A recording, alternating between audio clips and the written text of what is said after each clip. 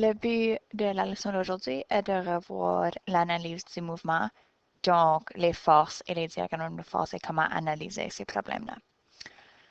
Lorsqu'on analyse le mouvement, la solution nécessite souvent plus qu'une étape. Il se peut que tu aies de l'information au sujet des forces qui agissent sur un objet que tu utiliseras afin de déterminer son accélération. Par après, tu pourrais utiliser l'accélération calculée afin de déterminer d'autres propriétés du mouvement, comme la vitesse vectorielle, le déplacement, etc. Dans d'autres cas, tu pourras analyser le mouvement afin de déterminer l'accélération et ensuite utiliser l'accélération afin de calculer la force appliquée à une masse. Donc, vous avez un diagramme ici à droite qui vous démontre les différentes façons de passer d'un type d'info à d'autres. Un petit rappel que la force nette est toujours égale à la masse de ton objet fois son accélération. Un objet ayant une masse de 15 grammes est placé sur un plan horizontal avec une force de 30 newtons. Détermine sa vitesse vectorielle après 10 secondes. Donc, on va placer l'objet et ensuite on va y appliquer une force. Donc, on a une masse de 15 kg. On a une force de 30 newtons. Et on a un temps de 10 secondes. Alors, afin de déterminer notre accélération, on va devoir utiliser notre force nette égale masse fois accélération. Étant donné que le 30 newtons est la seule et unique force appliquée à notre objet, alors on peut considérer ça comme notre force nette. Donc, pour accélération, on a besoin de réarranger. Donc, accélération et force nette divisé par masse. Donc, j'ai 30 newtons divisé par 15 kg, qui va nous donner une accélération de 2,0 mètres par seconde au carré. Par après, la question nous demande de déterminer la vitesse vectorielle finale de l'objet. Donc, étant donné qu'on n'a pas de vitesse initiale donnée dans la question, on va présumer que notre objet est immobile au départ. Donc, sa vitesse initiale va être 0 mètres par seconde. Donc, à l'aide d'une de nos 5 équations, parce qu'on a vitesse initiale, accélération et temps, et nous sommes à la recherche de la vitesse finale, on va utiliser vitesse vectorielle finale est égale à vitesse vectorielle initiale plus accélération fois temps. Donc, vitesse initiale étant 0 mètres par seconde. Accélération est 2 mètres par seconde au carré et le temps est 10 secondes, qui nous donne une vitesse finale de 20 mètres par seconde.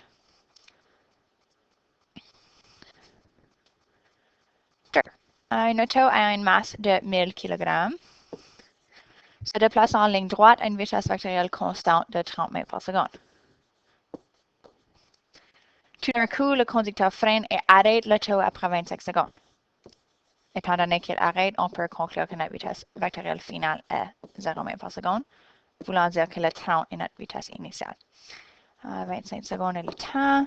Détermine la force qui fait arrêter l'auto, la force nette. Donc,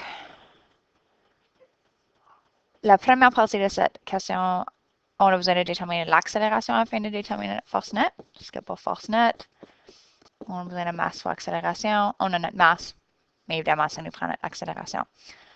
Alors, on va utiliser la même équation qu'on a utilisée tantôt, mais il va falloir qu'on la réarrange afin de déterminer l'accélération.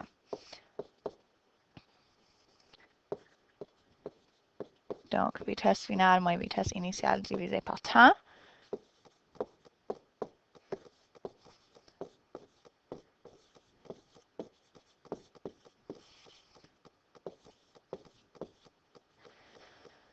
Donc, 0 moins, 30 mètres par seconde divisé par 25 secondes, qui nous donne une accélération de moins 1,2 mètres par seconde au carré. Alors, on peut maintenant déterminer notre force nette. Masse de l'auto est 1000 kg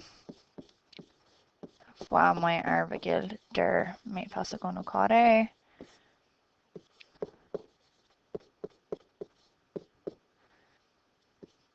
moins 1200 newtons.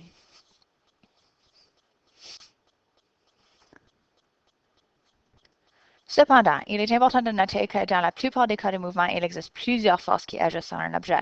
Donc, ça veut tout simplement dire que notre force nette ne comprend habituellement pas juste une force, comme on a vu dans le cours de 3U. Donc, un diagramme de force est un excellent outil afin de t'assurer d'avoir bien identifié et bien combiné les forces.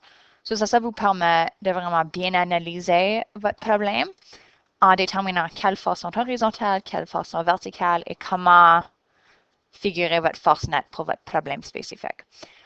Alors, n'oubliez pas que la force nette, c'est la somme de toutes les forces dans une direction, que ce soit horizontale ou verticale, que vous pouvez ensuite utiliser pour déterminer la résultante. Deux jeunes jouent avec un wagon. Un est en train de tirer le wagon vers le nord à l'aide d'une corde. La deuxième est en train de pousser le wagon de l'arrière. Dessinez un diagramme de force afin de démontrer toutes les forces qui agissent sur le wagon. Indice, il y en a 5. Donc, pour notre diagramme de force, on utilise toujours un rectangle juste pour englober n'importe quel objet.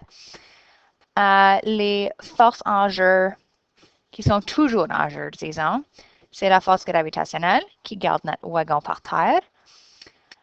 Afin d'éviter que notre wagon passe à travers le sol et vers le centre de la Terre, nous avons aussi la force normale. Le petit garçon ici est en train d'appliquer une force de tension parce qu'il tire sur une corde. Mais il y a également la force de notre petite fille ici qu'elle est en train d'appliquer parce qu'elle est en train de pousser de l'arrière vers l'avant. Donc, je l'ai mis en arrière juste parce qu'elle est en arrière de l'objet, mais cette force appliquée est aussi en train de pousser, d'agir dans la même direction. Donc, on va l'enlever de l'arrière pour moins nous mêler. Et la dernière force en jeu, c'est toujours notre force de frottement. Donc, n'oubliez pas que la force de frottement agit toujours dans la direction opposée du mouvement de ton objet. Et ça s'oppose toujours au mouvement. Rappel, exemple de force qui t'affecte à tous les jours. Donc, les forces courantes sont la gravité, la force normale, la tension, le frottement, les forces appliquées et la résistance de l'air. Ce sont des choses qui sont en jeu en tout temps. Un autre petit rappel, il existe deux sortes de frottement, dont le frottement statique, qui est une force qui cherche à empêcher un objet immobile de se mettre en mouvement, ainsi que le frottement cinétique, qui est une force qui ralentit un objet en mouvement. Pour les mouvements horizontaux, lorsque la force appliquée est équivalente au frottement, un objet en mouvement restera en mouvement et un objet au repos restera au repos. 4. Une rondelle pesant 0,17 kg glisse sur la glace à 19 mètres par seconde vers l'est.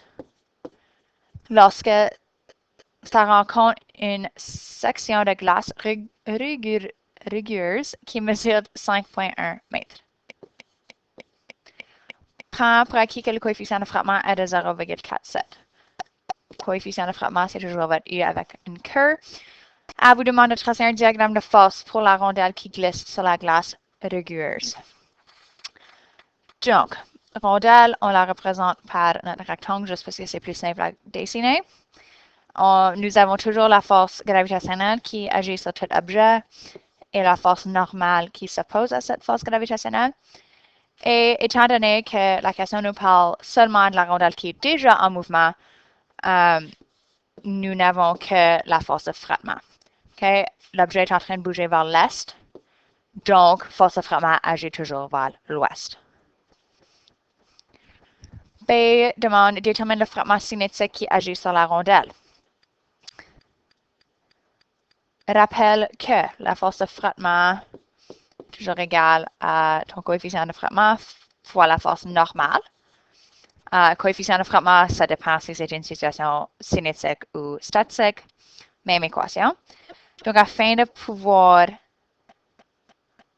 déterminer notre force de frottement, on a besoin d'utiliser notre coefficient de frottement ainsi que la force normale. Ceci dit, nous n'avons pas la force normale.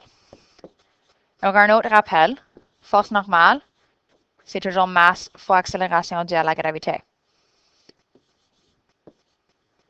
mais dans la direction opposée,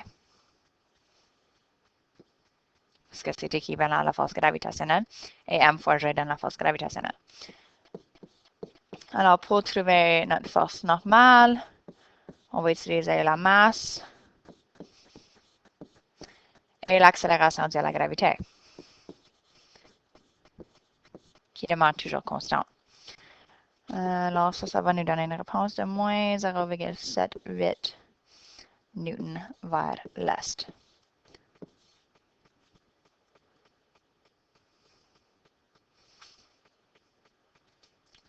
C'est de déterminer l'accélération moyenne de la rondelle. Pour trouver l'accélération, on a besoin d'utiliser notre force nette parce qu'on a passé l'information au sujet de distance, vitesse,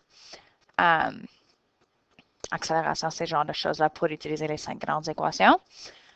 Alors, notre force nette dans ce cas-ci, à l'horizontale, est tout simplement égale à notre force de frottement parce que c'est la seule force qui est en jeu.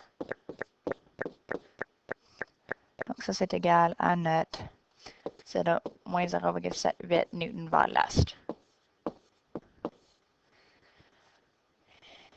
Donc, accélération est égale à force nette divisée par masse. Notre masse est donnée dans l'équation. J'ai moins 0,78 newton vers l'est divisé par 0,17 kg. Donc, j'ai une accélération de moins 4,6 mètres par seconde au carré vers l'est ou plus 4,6 mètres par seconde au carré vers l'ouest. Donc, ce que ça c'est en train de nous dire, c'est que la rondelle est en train de ralentir au fur et à mesure qu'elle passe par-dessus la section de glace réguleuse. Et demande détermine la vitesse vectorielle finale de la rondelle lorsqu'il passe la glace rugueuse et retourne sur la glace lisse. Donc, la question nous donne sa vitesse vectorielle initiale. Elle nous donne le déplacement total. Et on vient de déterminer l'accélération dans la question précédente. On a trouvé moins 4,6 mètres par seconde au carré vers l'est. Donc, j'ai gardé la quantité négative pour l'accélération, tout simplement parce que notre vitesse est aussi vers l'est et il va falloir qu'on rechange notre signe dans l'équation si on prend l'accélération vers l'ouest, parce qu'il faut absolument que vos directions correspondent. Donc, nous avons A, V1 et D, et on fait la recherche de V2, qui veut dire que notre équation est V2 au carré égale V1 au carré plus 2A D. Alors, je remplace 19 mètres par seconde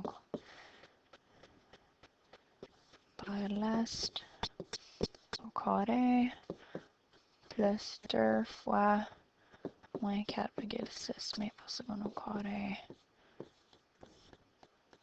vers l'est fois 5,1 mètres vers l'est.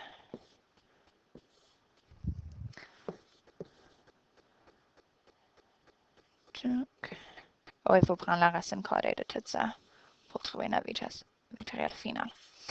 Donc, on a la racine carrée de 314,08 mètres au carré par seconde au carré vers l'est,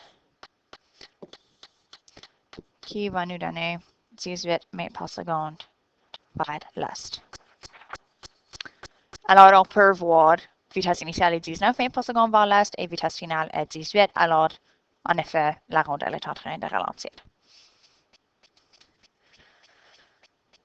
Déterminer la somme des forces qui agissent sur un objet est pas mal simple lorsque les forces sont linéaires ou perpendiculaires les uns aux autres, voulant dire que tu as tout simplement des forces horizontales et des forces verticales. Pourtant, la tâche devient un peu plus compliquée lorsque les forces agissent à un angle autre que 90 degrés. Dans ce cas-là, force normale égale force gravitationnelle, mais il existe aussi des cas où ils ne sont pas égaux, juste parce qu'il y a d'autres forces qui sont en jeu. Une de ces situations a lieu lorsqu'une force est appliquée à un angle par rapport à l'horizontale. Notez bien, dans ce cas, une composante de la force appliquée cause l'objet de se déplacer horizontalement et l'autre composante va balancer, disons, la force gravitationnelle. Donc, cette force ici que le monsieur applique avec sa corde a une composante horizontale qui va faire avancer la boîte, mais aussi une composante verticale. Et ça va aider à balancer la force gravitationnelle et la force normale. Donc, dans ce cas ici, comme on a dit, force normale ne sera pas équivalente tout simplement à la force gravitationnelle, parce qu'il faut aussi inclure la partie de la force appliquée qui est verticale.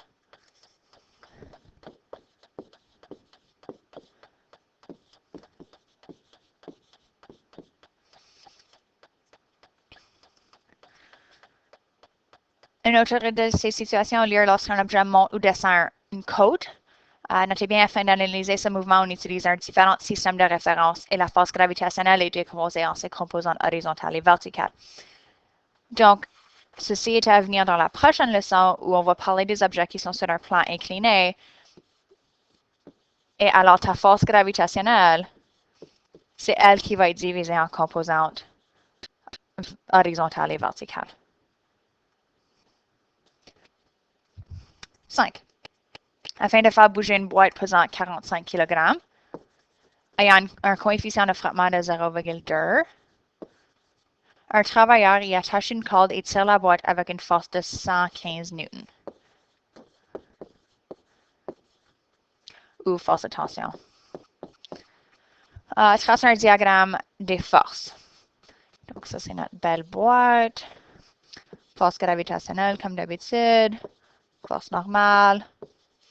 Et nous avons aussi une force appliquée, slash force de tension, parce qu'il tire avec une corde, qui a lieu à 15 degrés par rapport à l'horizontale. B détermine les composantes de la force appliquée. Donc, pour déterminer les composantes, on a une force appliquée de 115 newtons, qui a une partie horizontale et qui a une partie verticale. Si on crée un triangle rectangle, ceci va nous permettre d'utiliser nos connaissances de SOHCAHTOA afin de déterminer ces composantes, comme on a fait avec les composantes horizontales et verticales de la vitesse initiale lors de la leçon des projectiles. Donc, pour la force appliquée horizontale, on a force appliquée totale fois cos de l'angle. Encore une fois, ceci est un ajout, disons, à ce qu'on appelle en fonction avancée, où cos est la partie x, ce n'est la partie y. Donc, pour force appliquée horizontale, j'ai 115 fois cos de 15 degrés. Ceci nous donne une force appliquée horizontale de 111 newtons vers l'est. On a choisi S juste parce que c'est comme ça que le dessin a été tracé. C'est plus facile quand c'est positif. Force appliquée verticale, c'est force appliquée totale fois sin theta. Donc, 115 newtons fois sin de 15. Ça va nous donner force appliquée verticale de 29,8 newtons qui va vers le nord, qu'on peut arrondir à 30 newtons vers le nord.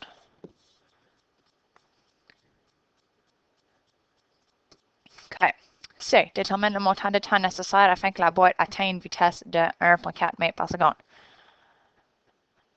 Donc, si on reprend notre dessin, on est à la recherche du temps pour que la boîte atteigne une vitesse de 1,4 mètres par seconde.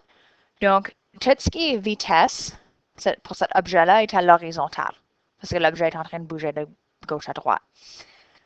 Donc, on a déterminé qu'on a une force appliquée horizontale de 111 newtons vers l'est. Et nous avons aussi notre force de frottement qui va agir. Donc, afin de trouver le temps, ça va être notre dernière étape. So, avant de trouver le temps, ça va nous prendre l'accélération pour qu'on puisse utiliser nos 5 grandes équations. Mais on n'a pas l'accélération. Donc, pour trouver l'accélération, il faut retrouver la force nette. Parce qu'on a la masse, mais on n'a pas la force nette. Et pour pouvoir trouver notre force nette, il va falloir qu'on trouve notre force de frottement. Donc, étape 1, force de frottement est égale à coefficient de frottement fois force normale. Et dans ce cas-ci, on a besoin de trouver la force normale parce qu'on ne l'a pas. So, force normale, c'est opposer la force gravitationnelle, mais on a aussi une composante qui est verticale de notre force appliquée. On a besoin de reculer un peu. So, notre force normale, parce qu'on a force gravitationnelle ici, on a notre force normale et on a notre force appliquée verticale qui est 30 newtons. So, on va commencer en trouvant notre force gravitationnelle. So, ça, c'est masse fois accélération gravitationnelle. Donc, la masse de notre boîte est 45 kg. Et l'accélération due à la gravité est toujours 9,1 fois mètre par seconde au carré. Donc, notre force gravitationnelle donne une réponse de 440 newtons. Et ça, c'est vers le bas ou vers le sud. On a commencé avec Asti Nord. So. OK. Donc, notre force gravitationnelle a besoin d'être équivalent à notre force normale plus la force appliquée verticale pour que notre objet commence par flotter dans les airs.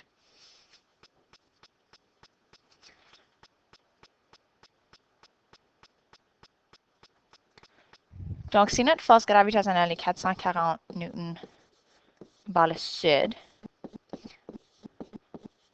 on ne connaît pas encore notre force normale, mais on sait que notre force appliquée verticale est de 30 newtons. Vers le nord.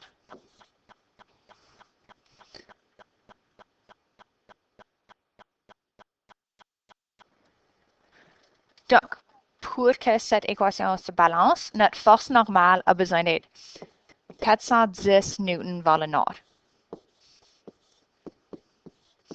Pour qu'on ait 440 newtons qui tirent vers le bas et 440 newtons qui tirent vers le haut pour que ça reste équivalent. Pour que notre boîte bouge tout simplement de gauche à droite. Donc, on peut maintenant retourner à l'étape 1 et déterminer notre force de frottement.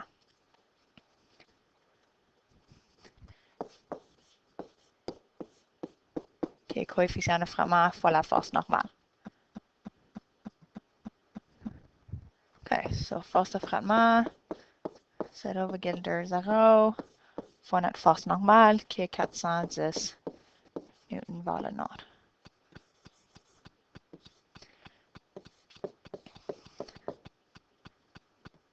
Ceci nous donne force de frottement de 82 newtons, qui s'oppose toujours au mouvement de l'objet. Donc, si notre objet est en train de bouger vers l'est, alors la force de frottement est vers l'ouest.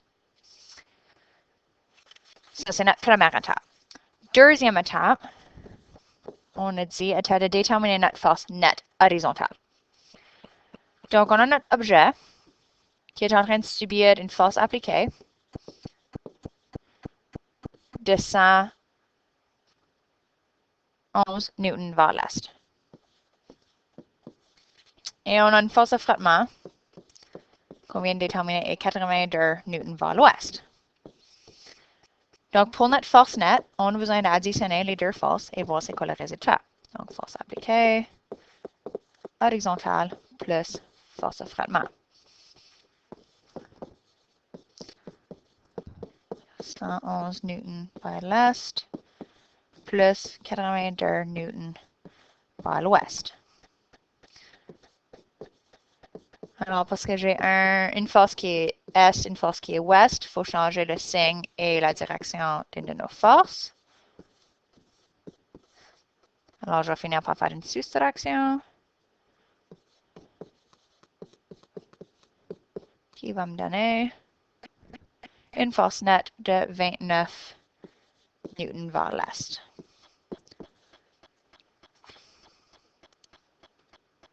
Alors, avec notre force nette, ça nous permet de faire l'étape 3, qui est de déterminer notre accélération. Donc, accélération est égale à force nette divisée par masse. 29 newtons vers l'est, divisé par la masse de la boîte qui est 45 kg, qui nous donne 0,64 mètres par seconde au carré vers l'est. Qui nous mène à notre dernière étape, qui est de déterminer ce qui a été demandé dans la question, qui est le temps nécessaire. Donc, pour le temps, on a notre accélération, on vient de déterminer.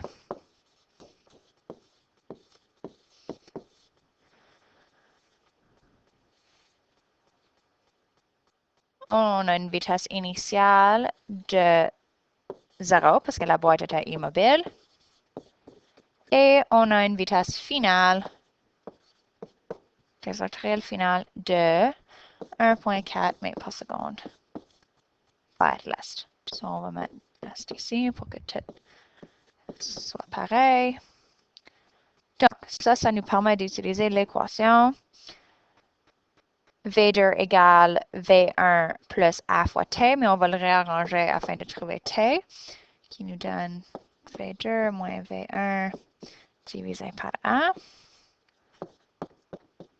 Alors, j'ai 1,4 mètres par seconde est, moins 0 mètres par seconde est, divisé par notre accélération.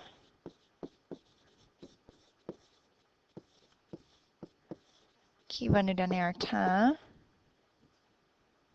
de 2,2 secondes. N'oubliez pas que le temps est une quantité scalaire, donc elle n'a pas besoin de direction. Donc, ceci met fin à la leçon des forces et l'application des forces, comment résoudre des problèmes de force. S'il vous plaît, prenez le temps de travailler les questions dans le manuel, ainsi que de travailler le quiz numéro 3, qui parle des concepts des projectiles et cette première leçon sur les forces. Merci.